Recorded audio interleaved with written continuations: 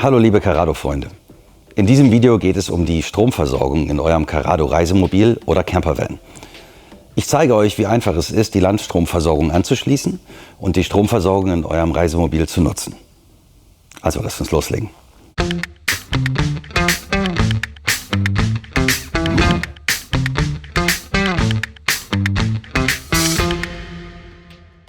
Der Anschluss an 230 Volt Landstrom ist total unkompliziert.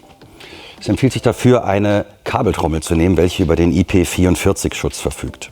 Dieser schützt vor Spritzwasser und auch vor Staub. Es gibt aber auch bereits schon Kabeltrommeln, die über den entsprechenden Stecker verfügen, den ihr braucht, um das Kabel an das Wohnmobil anzuschließen. Doch dazu kommen wir später. Grundsätzlich empfiehlt sich, ein Verlängerungskabel oder eine Kabeltrommel zu nehmen, denn der Kasten zur Stromentnahme ist in den meisten Fällen etwas weiter weg vom Wohnmobil. Egal welches Kabel ihr verwendet, ihr solltet es in jedem Fall ganz abrollen. Denn tut ihr das nicht, entsteht Hitze, was zu Stromausfällen und auch zu Beschädigungen führen kann.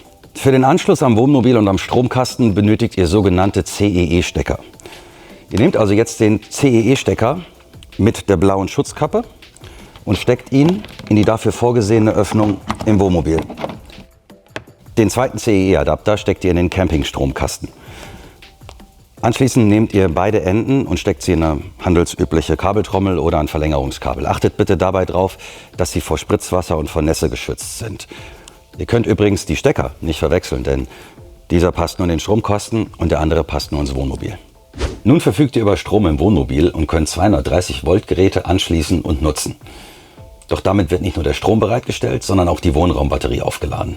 Andernfalls verfügt ihr nur über eine 12 Volt Stromversorgung. Damit könnt ihr dann nur die 12 Volt und USB-Steckdosen nutzen.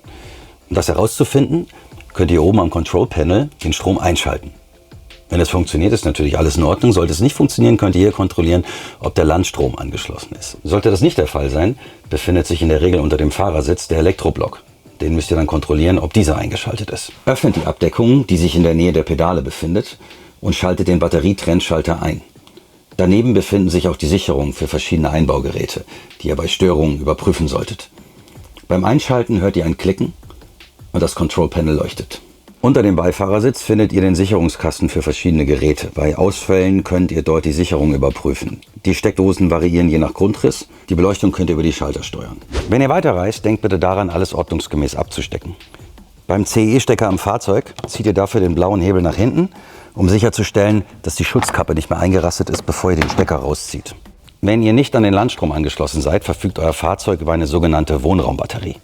Je nach Modell verfügt ihr über 1 oder 2 Batterien.